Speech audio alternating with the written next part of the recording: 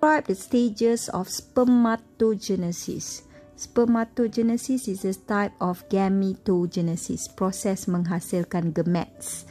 Untuk male, spermatogenesis is the production and development of sperm. Maksudnya macam mana sperm tu terhasil dan bagaimana dia develop, berkembang, dan perubahan-perubahan struktur yang berlaku. So spermatogenesis is the process in the testis. So reproductive structure atau reproductive organ for male is testis. Testis is one. Testes means two testes, plural, to produce the male gamete, also known as spermatozoa, also known as sperms. These are all the same term. So the site inside the testis, okay, if you look carefully, testis is the bigger picture, the bigger structure, and then inside the testis there is a small tiny coiling tubules that we call seminiferous tubule. Seminiferous tubule ni dia bergulung-gulung di dalam testis. Structure dia panjang, tapi disebabkan dia highly coil, jadi dia boleh fit dalam satu testis. Jadi location yang tepat di mana berlaku spermatogenesis adalah in the seminiferous tubule of the testis. Kalau nak jawab panjang, in the seminiferous tubule of the testis. But this is the accurate answer. And then inside the seminiferous tubule, ini adalah seminiferous tubule. Kalau kita zoom, you going to look, this is the zoom picture, tengok kat dalam. Jadi dia ada bahagian luar dan bahagian dalam. Jadi kalau bahagian dalam ni, dia adalah lubang, dia adalah lumen, kita panggil lumen, ataupun rongga yang kosong. Jadi bila sperm develop, dia bermula dari luar masuk ke dalam. Dia bermula dari luar bahagian seminiferous tubule, dan bila dia semakin develop ataupun proses tu berlaku, sperm tersebut akan bergerak masuk ke dalam dan menuju ke lumen. Jadi dia daripada outer to the inner part of the seminiferous tubule. Spermatogenesis start from the cell located at the basement membrane. Jadi bahagian luar ni adalah bahagian yang dikenali sebagai basement membrane, bahagian luar seminiferous tubule. Jadi dia akan bermula di sini, okay, saya tandakan merah, dan berakhir di sini. So dia akan bergerak dari luar ke dalam di sekeliling seminiferous tubule. Jadi ada beberapa bahagian yang kita perlu tengok. Bahagian yang pertama dalam proses spermatogenesis adalah spermatogenesis. First kali adalah proliferative. Spermatogenesis adalah di mana berlaku proliferative phase. Apa itu proliferative? Proliferate ni adalah dia memperbanyakkan bilangan. Proliferate, dia menggandakan bilangan. Okay, it's basically produce a lot of clones. And then di mana dia berlaku bila primordial germ cell berubah menjadi primary spermatocyte. Nanti kita akan tengok dalam a later diagram bagaimana primordial germ cell bertukar jadi primary spermatocyte. Kemudian akan berlaku meiosis. We know that meiosis have meiosis 1 and meiosis 2. Meiosis 1 akan produce 2 daughter cell, meiosis 2 akan produce 4 daughter cells.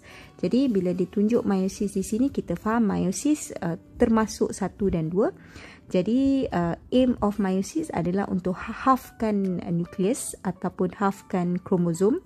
Jadi dia basically merujuk kepada di mana gamet itu kromosom dia akan jadi haploid ataupun half. Berlaku di mana sel yang terlibat adalah bila primary spermatocyte bertukar menjadi spermatids.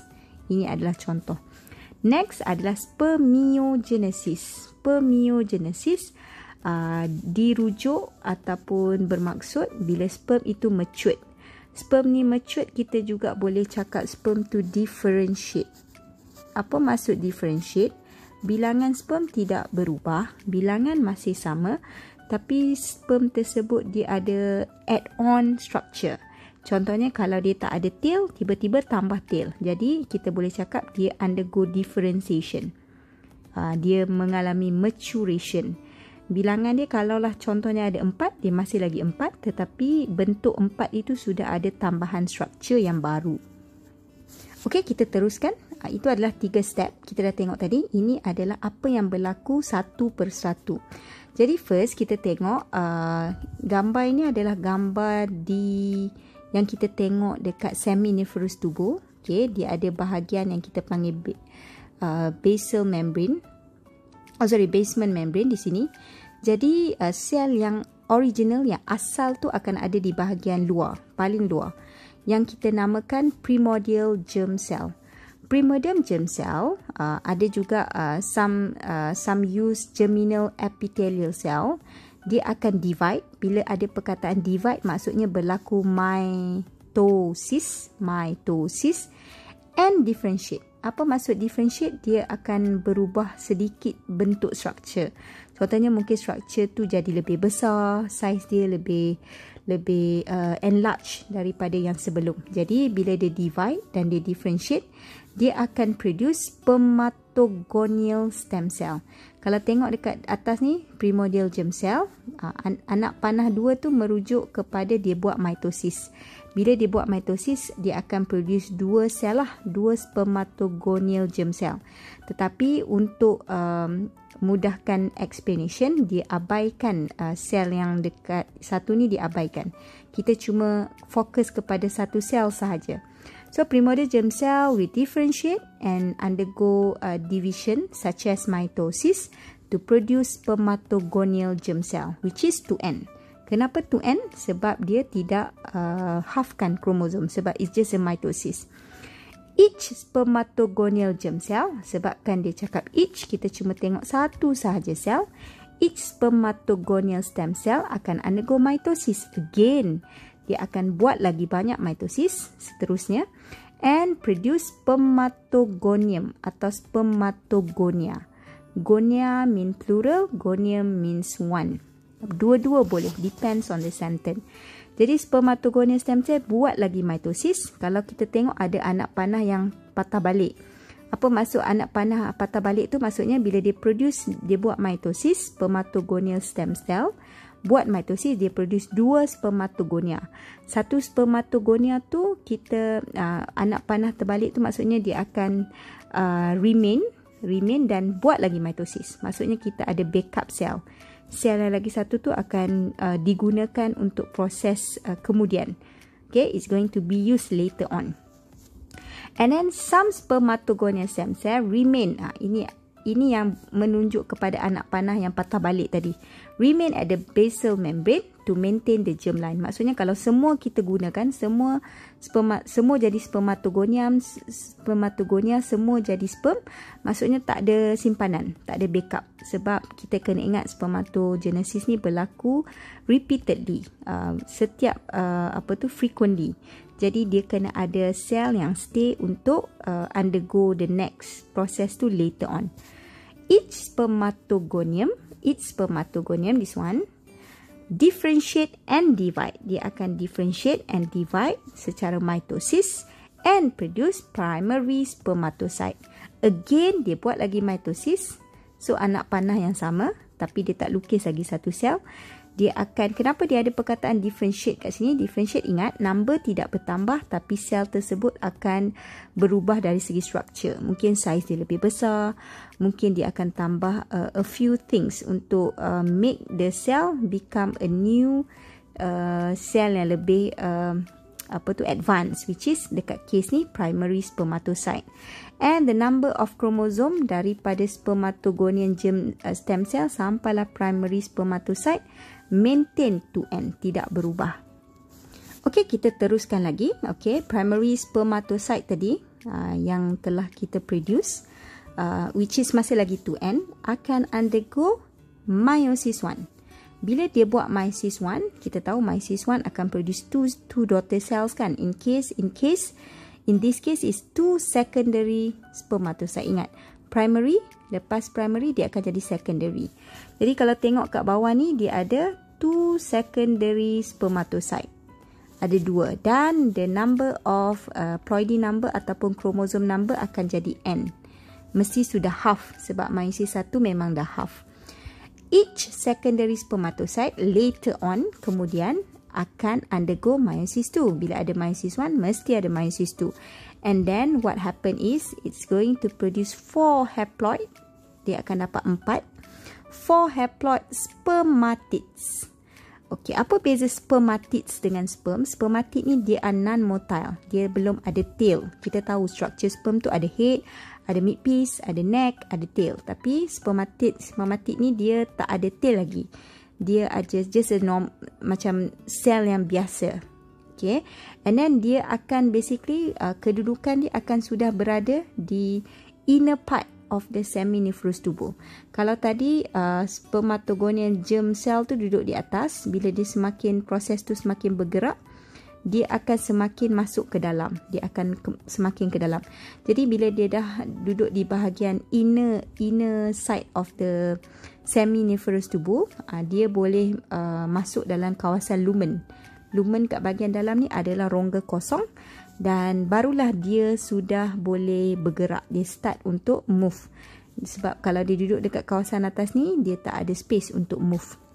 And then again, for your information, there are a few cells yang ada dalam seminiferous tubule ni yang kita namakan Sertoli cell. Sertoli cell ni is a cell that provide nutrients kepada sperm yang tengah develop tersebut.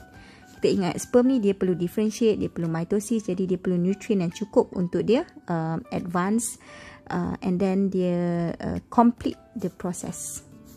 Next kita sambung. Spermatid tadi kita tahu dia dah produce 4 haploid spermatid, tetapi spermatid tiada tail. Jadi dia perlu undergo another last processes which is kita panggil spermiogenesis. Spermiogenesis.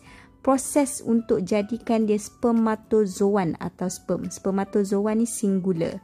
Sperm pun singular. Spermatozoa tu plural ataupun sperms.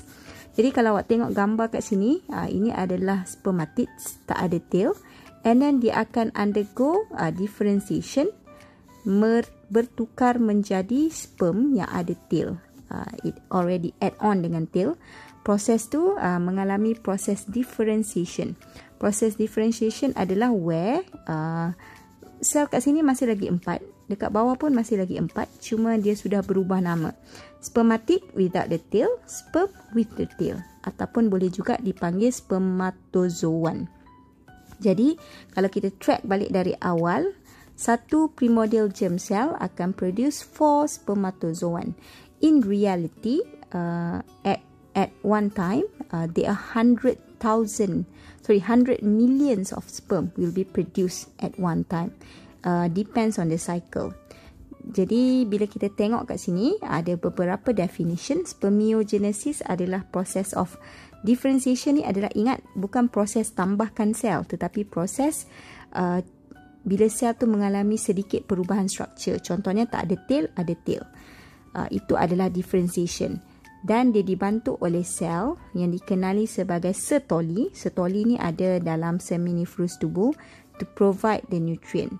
That's what happened, and then at the end of the process kita akan dapat a complete structure of spermatozoan ataupun sperm.